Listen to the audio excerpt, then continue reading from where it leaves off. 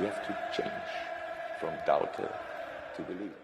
TV, and what we're going to talk about today is Spurs v Liverpool at the White Hart Lane Stadium, and we're going to talk about just a few subjects with regards to Liverpool Football Club as well this morning. Starting off with a training regime idea for Joel Matip, because Joel Matip is obviously seriously important to us at the moment with no centre back. Then we're going to speak about the anniversary today of 15 years since Robbie Fowler returned. Can't believe it's been 15 years. And then we're going to talk about Harvey Elliott and what Blackburn think of him. So let's start off with a good morning from me, and yeah, well, how are you feeling 24 hours before, well, just over 24 hours before we play Tottenham now? Obviously tonight you have Manchester United at home to Sheffield United, kind of a no-brainer. I hope Ryan Brewster can finally show up and score his first goal for Sheffield United. What a time to do it that would be. But having said that, the old United have lost these kind of games or drew them, so I'm hoping they have a bit of a stinker after putting everything into them Liverpool v Man United games. But who knows? You never know in the Premier League, do you? Manchester City won 5-0 yesterday, but West Brom are crap anyway, so don't worry about that. It's the head-to-heads, I think, where the title's going to be decided. And I keep saying this, we have got all of them teams up there fighting for the title, all the top four to play again. So our head-to-heads now are going to be huge.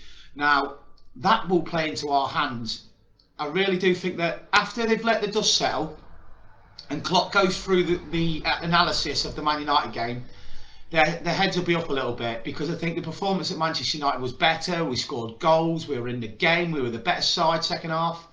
And I think basically with regards to that, then that's where they should take their confidence from. So it all depends. It doesn't depend, because we know how Josie's going to play actually. So we know how he's going to play, and basically the shit that we can do about it, we're going to have to literally just try and break down that resilient Tottenham, as well as be careful of a counter attack with Son, Harry Kane, a bit like the goal they scored at Anfield.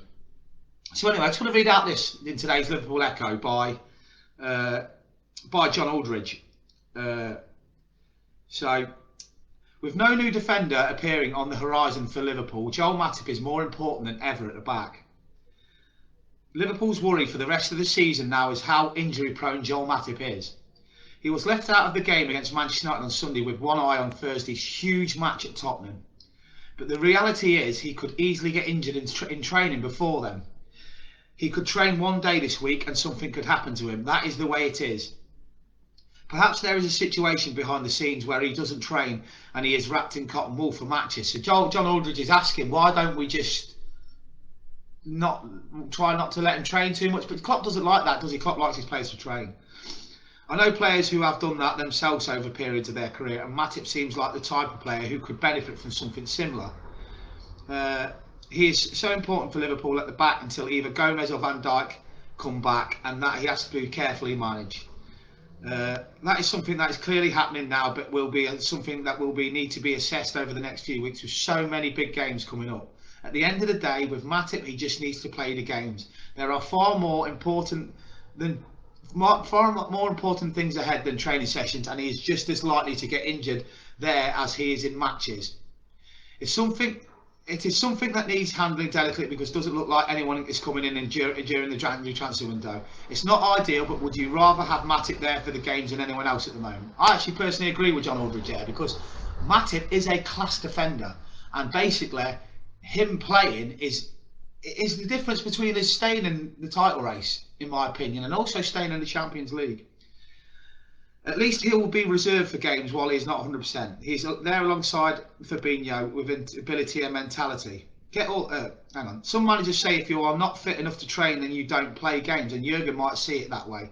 Plenty of players I know used to train the day before games, and that was it. But the manager knows best. You cannot question that, can you? I think we are too far off the top in the Premier League now, and I think Man City will take full advantage. Even without top man Kevin De Bruyne, it might be too much for us to claw back with a game in hand. Liverpool have got to get some confidence back somewhere, and they have always done well against Tottenham under Klopp. Jose Mourinho's men will fancy themselves, but hopefully Matip and Jordan Henderson are back. The prospects will look a lot better in London if they are certain to be. So that's John Aldridge. And then there's a following bit here. The 2 goals they scored against Manchester United at the weekend can act as a springboard, and this is a game they simply cannot afford to lose because Liverpool can't lose sight of the top 4. And that is ridiculous to say, but the manager said it last week and he is right. It is incredibly tight at the top and there are some massive games to come with Leicester, Everton and Man City all on the horizon after Thursday's game. Can you imagine if we won all them, the confidence? There are massive games on and we have to get back on track. It would be unthinkable to drop out of the top 4 after looking like winning the league, but that maybe sums up how crazy football is now. So that's John Aldridge.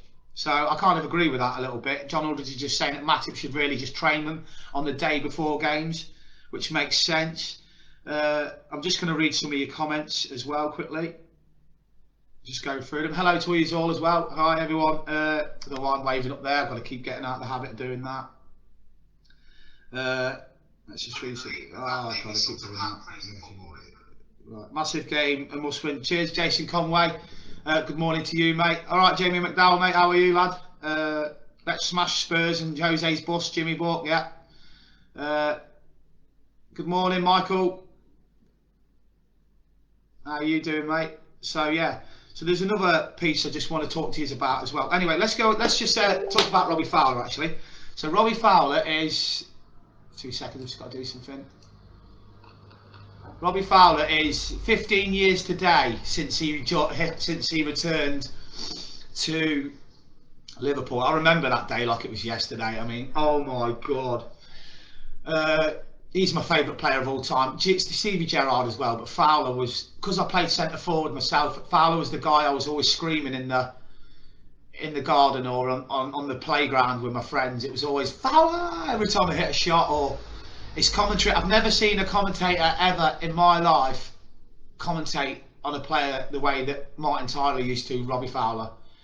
He's the only striker where the commentator didn't describe the moment where he's going to score, like, oh, here comes Shearer's going to get the ball or something, Shearer's going to score. It was always, with Fowler, it was always, Fowler! And that's all Martin Tyler ever did with Robbie Fowler, because he always knew it was going in the back of the net. So when we re-signed him, I was living in Wakefield working for my uncle in a plastics bindery business of his.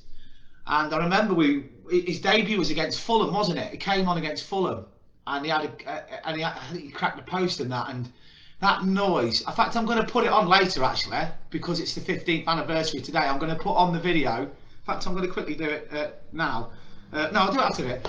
I'm going to put on the video of Robbie Fowler coming back on for his second coming, and it was brilliant. And I remember the quote. The quote was, I didn't even look at the contract when Liverpool put it in front of me. He said, I was in the car park on the Annie Road end, and I just sat there like a kid at Christmas. And I'll tell you what, he had a little run where he scored quite a few goals as well. I remember his volley at Wigan when Crouch headed it down to him. I remember his goals against West Brom, his little Robbie Fowler tapping. I remember that. Loved Robbie Fowler, loved him, absolutely loved him. Rafa Benitez, genius for bringing him back on a free. A lot of people, just going on to the Daniel Agger subject, that was a joke by Daniel Agger. He's not played football for years, but it shows how young he was when he retired, because I went onto Wikipedia with it. He's actually exactly the same age as me, he's 36. I'm younger than him by March, April, May, June, July, August, September, October. Or is that older than him? No, I'm older than him. I'm older than Danny Agger by a few months. Yeah, about 5 months. Oh, that's annoying. So anyway, yeah, so Agger, it would be great. If he was still playing in Bromby and you could bring him back on a short-term loan, then yeah, but nah, I've seen him in the Legends game. We conceded 2 to Rangers. I think he played in that one. No, he played in the one against Bayern. We conceded 5. I think that game was 5-all, wasn't it? No, not Bayern. That was AC Milan. Was it 5-all? I can't remember. It was one of the Legends games. So anyway, Robbie Fowler, 15 years today. Daniel Agger's just a tongue-in-cheek joke. Incomings, none until there's outgoings, which there's none of. So no news on the transfer front. Tottenham, dangerous game. My team lineup, as you can see, is there. Alisson, Robertson, Matip, Fabinho, Trent, Curtis Jones, Thiago, Henderson, Salah, Firmino and Mane. The video I shared yesterday, that lad from Real Sociedad, thanks to Sean McAllister who sent me that. Now that lad is absolutely ripping up. Let me just go on to it to get his name again. He's ripping up Spain to pieces, my mate says. And my mate's living in Spain at the moment, so he would know better than anybody. I watch a lot of German football. but I don't watch a lot of Spanish because that's on Premier Sports and I ain't paying for that. It's a load of crap. But I'll just go into it now quickly. I've got 2 more days off and then I'm back at work, so I'm going to get these videos all in for Tottenham for my last day off work, Thursday. So yeah, the lad in question is Mikel Oyarzabal. Now he plays on the right or the left side of attack, just like Salah and Mane, and he has a release clause of just €45 million. So that is a no-brainer in the summer, not now. I wasn't talking about now, but if one of the front 3 do go, then that's another one we could look at. So it's just little things we're going to be doing, and I want to show you. I'm going to tell you some things that are going to be happening now with that YouTube video there of Oyarzabal, whatever his name was again, I forgot again. There'll be more. So every time we link with a player now, we're going to do a YouTube footage, and you're going to get to see these players. A lot of people didn't even know who that lad was, and it's good to see with DTB having the logo at the start, and it gets the group more views. We're on Twitter now. I'll be doing a few tweets a day, thanks to those that are following me on Twitter.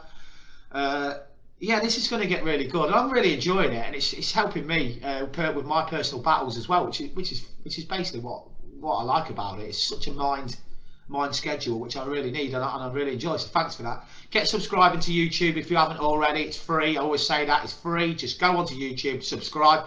You don't even have to go on it again if you don't want to. Just subscribe. I need the numbers up, because then I can start getting advertising and all that in, and I can start buying more equipment if I can get some pennies out of it. If I can't, I'm not doing it for money. I'm doing it for the love of the club, and I generally am, because those of you that know me, I've done this group 2 years in June, and I've been walking around Anfield doing videos even after finishing a 12-hour shift, just so that you get to see things about Anfield. So I've never done it for money, and I never will, and it probably will never get to the point of earning money out of it. I'm not bothered. So thing is, right, so that's all going to be going well. We're going to have YouTube videos. Every press conference Klopp has will be brought onto the channel with a DTB logo at the front, because they're free from Liverpool, so I can't get any bollocks for that anyway. So that's good. So yeah, keep the faith. I was speaking to my landlord yesterday, and he goes, "Oh no, was last year a blip? Was it a one-off?" I said, "No." I said, "You've got to remember who we're missing. The players we are missing are huge, and I do believe this, and I'm sure you do too. If that Everton game didn't happen, where we lost Thiago up until when? January, or just, yeah, it was January, wasn't it? So we lost him for half a season. We lost Van Dijk for over half a season currently. If that didn't happen, I genuinely believe we would have been 10 points clear of the league by now. I actually really believe that, and I think surely you must as well. With regards to FSG out, it's getting bigger because we're not spending any money. But if anyone, you know, people say short memories. I've had that said to me this morning. Short memories is the fact that they were all out in the summer. All the little FSG outers were out in the summer until we signed Thiago and Jota. Then they just went back in the little caves again. So it's like we've got this Arsenal TV fan base just waiting in the wings to come back through again. And they just keep getting shut up by FSG, and they'll shut them up again, because FSG are clever businessmen, but they do spend money. And the facts are, they spend money because they broke 1 world transfer record and 2 club transfer records. And the great thing is that players are always going to leave Liverpool, because they do. And we always get good money for them. We got good money for Danny Ward. We got good money for Solanke. 20 million for Solanke. People say we won't get 20 million for Origi. We will get 20 million for Origi. We paid for Thiago over 5 million for 4 years, 5 million a season. They're great businessmen, and yeah, we might sit in the rich top 5 or whatever, but that doesn't take into account this last year. That was done for the Cats the year before the pandemic. So let's have a look at where we are next year. Because Barcelona are 1.1 billion in debt. So I don't want my club to not be able to buy a player in the future because the purse strings are tighter than ever. So let it be the way it is. One goes out, one comes in. I'm quite happy with that. Because if Wijnaldum comes off the wage bill this year, we'll replace him with a top midfielder. If he does. I don't want him to go, but if he does. If Salah does go, his goal celebration tells me he does not want to stay, even though he was brilliant the other night. But that's my personal opinion. The good thing about if Salah does go, FSG won't have a choice. They'll have to go and replace him with a Galactico, a big name, because the fans will not have a £10 million striker coming in to replace Mo Salah if he goes. I always have to say if really, really loudly. My job as a fan group and a TV channel presenter is, geez, I just call myself a presenter, person that does videos, is I've got to just go with a cuff. I've got to go what I think. And like I say, even I've looked back at some of the footage from the Man United game. I couldn't help swearing. It's just the way it is. Go on to all the other channels that do match-alongs, and they all swear as well. I'm in the moment. If I had a camera pointing at you while you're watching Liverpool, I'm sure you won't be singing God Save the Queen and speaking like you were meeting the Queen. It's just not the way it goes. So, brilliant. So that's great. So that's everything ticked off the box. Robbie Fowler, 15 years. Weetabix, as I call him. Matip should be treated like Weetabix, and we have to keep them together, keep them as solid as we can. And yeah, so yeah, let me know your thoughts, and we will talk tomorrow with a final part for Tottenham versus Liverpool. You'll never walk alone.